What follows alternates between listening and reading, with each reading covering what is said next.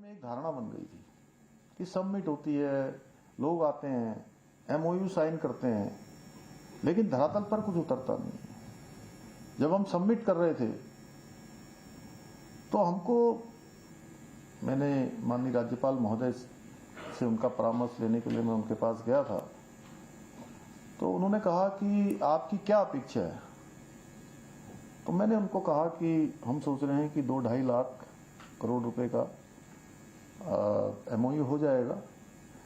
तो मेरा भी पहला अनुभव था, आप सबको तो पता है, जब मैं मुख्यमंत्री के रूप में इस जिम्मेदारी पर आया तो बहुत अनुभव नहीं था मेरे पास। कभी गणेश जोशी जी की तरह मंत्री परिषद में भी नहीं रहा था मैं। तो मैंने ऐसे ही कहा उनसे, मैंने कहा 2-2.5 लाख करोड़ का हो जाएगा जी, तो बहुत हो जाएगा। तो उन्होंने भी कहा कि हाँ 2-2.5 लाख करोड़ हो जाए तो अच्छा है, बहुत अच्छा रहेगा। उसके बाद हमने प्रत्येक बड़े शहर में देश के और दुनिया के भी कुछ शहरों में, और मुझे पहली बार लंदन भी जाने का अवसर मिला इसमें, पहली बार ही दुबई भी गया, पहली बार मैं अबू धाबी भी गया। बहुत सारे ऐसे स्थान हैं जिसमें मैं पहली बार गया, और ये मेरे साथ बड़ा संजोग भी है कि सब पहली बार ही होता है।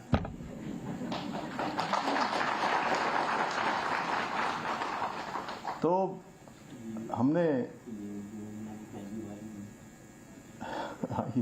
पहली बार तो प्रधानमंत्री जी आए हमारे, 8 और 9 तारीख को हमने यहाँ इन्वेस्टर समिट का आयोजन किया। और जिस शहर में हम जा रहे थे, एक अच्छा अनुभव ये हो रहा था कि कहीं 15,000, कहीं 20,000 करोड़ के, कहीं 25,000 के, कहीं 40,000 करोड़ के, लगातार हमारे निवेशकों के साथ समझौतों पर, हमारे ज्ञापन पर समझौते होते जा रहे थे, हस्ताक्षर हो रहे थे। और ऐसा करते करते करते लोग कहते थे कि जिस दिन सबमिट होती है उस दिन जो है सारे लोग एक साथ हस्ताक्षर करते हैं और फॉर्मेलिटी पूरी करके चले जाते हैं। सच बताऊं तो हमको कोई फॉर्मेलिटी करने की जरूरत नहीं पड़ी, और जिस दिन सबमिट का प्रधानमंत्री जी ने यहाँ पर शुभारंभ किया, उस दिन तक हमारे 3,56,000 करोड़ के हमारे समझौतों के शेयर ज्ञापन हमारे संपन्न हो गए। चलिए जी, इतने से भी बात बनी नहीं। क्या है कि हमें बहुत परीक्षाएं देनी पड़ती हैं, रोज परीक्षा है। आप लोग तो जो हमारे अधिकारीगण हैं वो पहले पढ़ाई लिखाई में परीक्षा देते हैं, फिर नौकरी मिल जाती है, सेवा मिल गई, आईएएस, पीसीएस, आईपीएस या आईएफएस, जितने भी ये सब हमारी सेवा के विभिन्न वो होते हैं। क्यों सुंदरम साहब, आपको हंसी नहीं आ रही है? श्रीधर बाबू को हंसी आ रही है, मेरी बात समझ गए कि मैं क्या कहना चाह रहा हूं। तो आप लोग जब परीक्षाओं में हो जाते हैं और सेवाएं मिल जाती हैं, जो भी जिस कैडर का है, मैं तो सभी, चाहे कोई भी कैडर हो, कोई भी सेवा हो, मेरा सबके प्रति बहुत सम्मान है, क्योंकि मैं ऐसा मानता हूं कि काम कोई भी छोटा नहीं होता है। हर काम जो है वो अपने आप में बहुत बड़ा, उसका करने का तरीका, उसकी सोच का तरीका, उस पर निर्भर करता है कि वो काम कैसा है। तो आप लोगों का मैं कह रहा था कि उस दिन फिर कई लोग ऐसा मान लेते हैं जिस दिन सेवा शुरू हो गई, क्यों मेहरबान जी, ऐसा ही सेवा शुरू हो गई तो उस दिन मान लेते हैं कि अब काम हमारा खत्म हो गया, सरकारी सेवा हो गई, और उसके बाद तो फिर जो है अब तो गाड़ी भी होनी है, बंगला भी मिलना है, सैलरी भी मिलनी है, और 60 साल की आयु के बाद पेंशन भी अच्छी खासी मिलनी है, उसको भी कई लोग खर्च नहीं कर पाते, काम खत्म हो गया। लेकिन राजनीतिक क्षेत्र, ये सामाजिक क्षेत्र ऐसा है कि मैं तो जितने भी लोग मंच पर बैठे हैं इन सबसे बहुत छोटा हूं। अगर मैं आयु की बात करूंगा तो सविता कपूर जी के सामने तो हम लोग बच्चे हैं, अमित जी वगैरह शायद मेरे से बड़े ही होंगे, इनके बेटे, या मेरे बराबर ही होंगे। गणेश जोशी जी भी कम से कम जब मैं पैदा हुआ था तो ये सेना में भर्ती हो गए थे।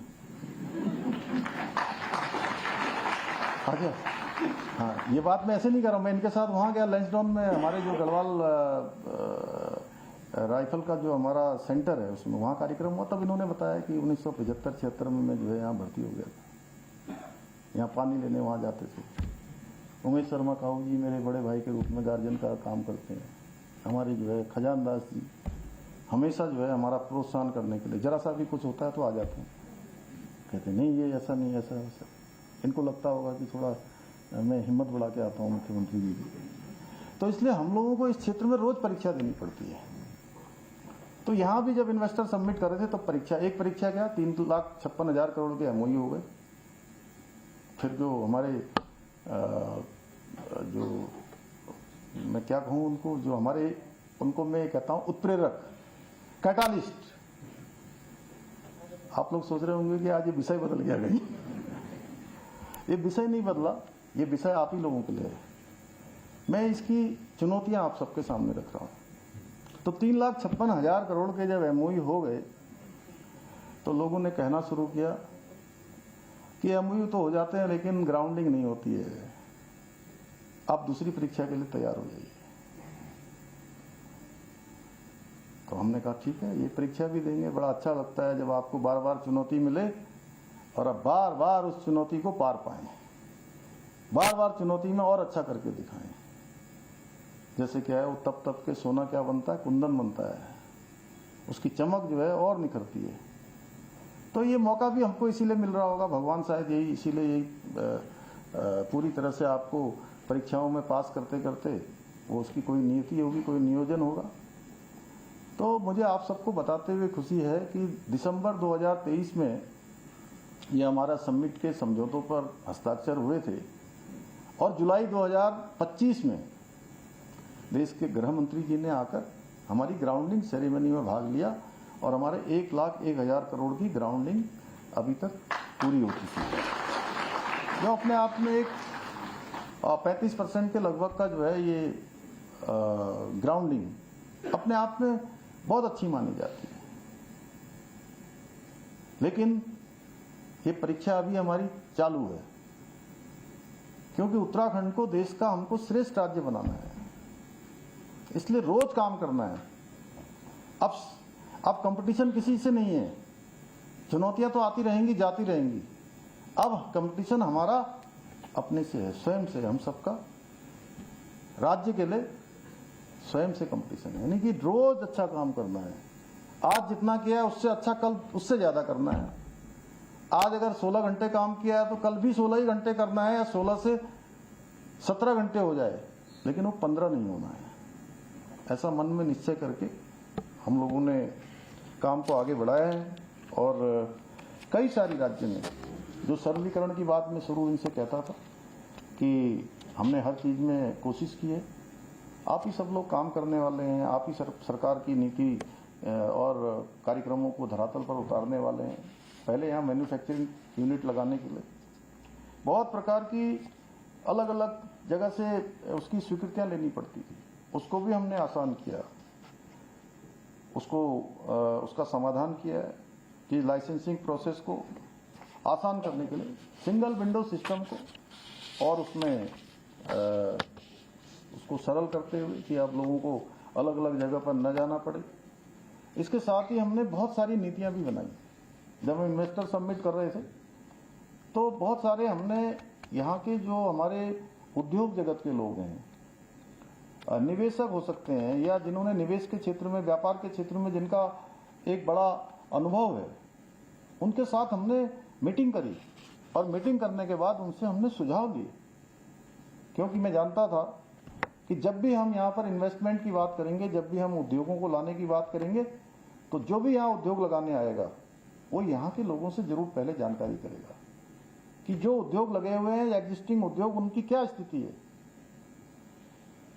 और अगर ये लोग यहाँ से अगर गलत रिपोर्ट दे देंगे, अरे भाई हमारा ही नहीं चल रहा है यहाँ, तो आप क्या करोगे लगा के, बाकी आपकी मर्जी। वैसे यहाँ पर बहुत दिक्कत है, इतना अगर ये लोग कह दें तो कोई नहीं आएगा।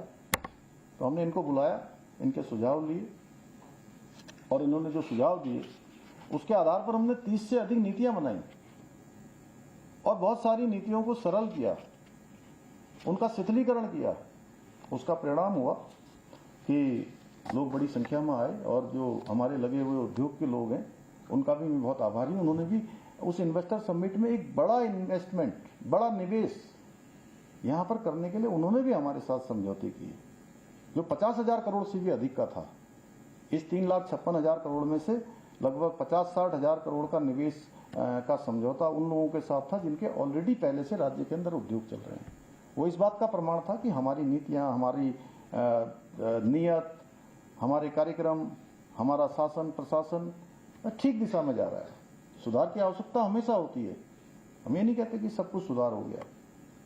तो निश्चित रूप से इसके साथ ही हमारी सरकार स्थानीय अर्थव्यवस्था को और मजबूत करने के लिए, पर्यटन के क्षेत्र को बढ़ावा देने के लिए भी कई योजनाओं पर काम कर रहे हैं। एक जनपद 2 उत्पाद योजना है, या हाउस ऑफ हिमालय ब्रांड है, उसकी भी लगातार मांग बढ़ रही है। उसमें भी अभी हमने कहा है कुछ चीज़ों पर गणेश जोशी जी, चूंकि इनका एक लंबा अनुभव है, इनके मार्गदर्शन में हाउस ऑफ हिमालय एक ब्रांड आज इस्टेब्लिश हो गया है, लेकिन वो अनवरत रूप से चलता रहे, सस्टेन होता रहे, उसके लिए योजना बना के काम किया जाएगा।